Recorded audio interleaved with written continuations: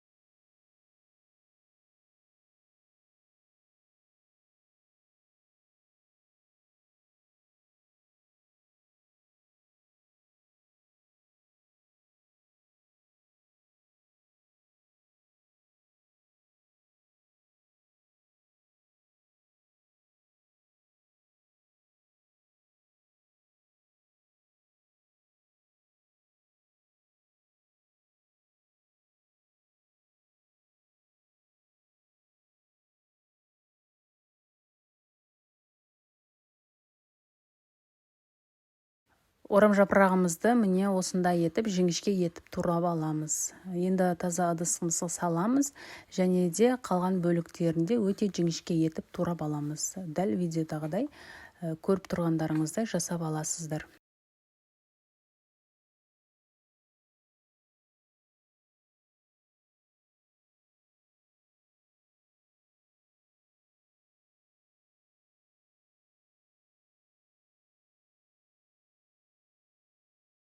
Туралынған орам жапырақтарымызды ыдысымызға салып, қолымызбен кішкене мұжып аламыз.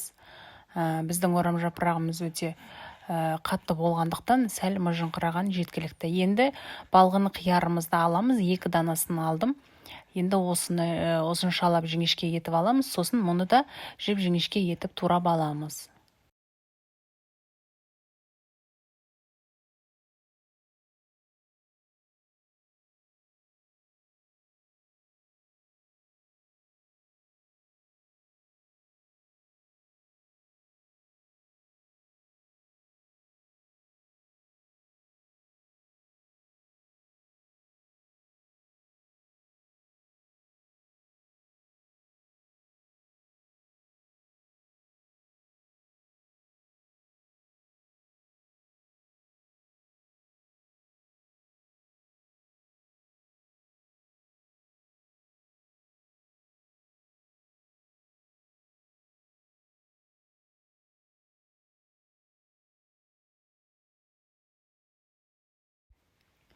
Енді аскөгімізді алып, мұны да турап аламыз. Кез келген аскөк қосаңыздар болады, қаласаңыздар кинза қоссаңыздар болады, немесе аздап көк пияз қосып жіберсеңіздер де болады. Мен осындай укропты таңдадым және осы кішкене ғана бөлігін алып, өстіп жіңішкелеп турап алдым. Енді ыдысымызға салып аламыз барлығында және үстінен осындай шай қасықтың ұшымен қара бұрышымызды қосамыз. Қара бұрышымыз дәм беруші және де кішкене шымшым тұз қосамыз. Енді кез келген майонездің түрін қосуға болады. Осыны алдын ала бірінші көп қоспаймыз, аз-аздан қоса отырып араластырып аламыз. Бірден көп қоспаймыз.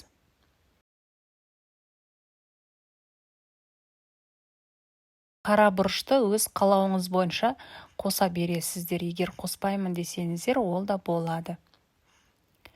Біздің майонезіміз аздап жеткіліксіз болып тұр, тағы да кішкене қосып жақсылап араластырып аламыз.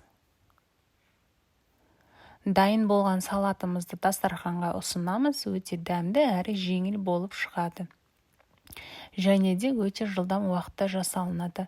Сіздер де жасап көріңіздер. Егер сіздерге видео ұнаған болса, каналға тіркелуді ұмытпаңыз, және де пікір қалдырып өтіп, ұнату белгісін баса өтіңіздер.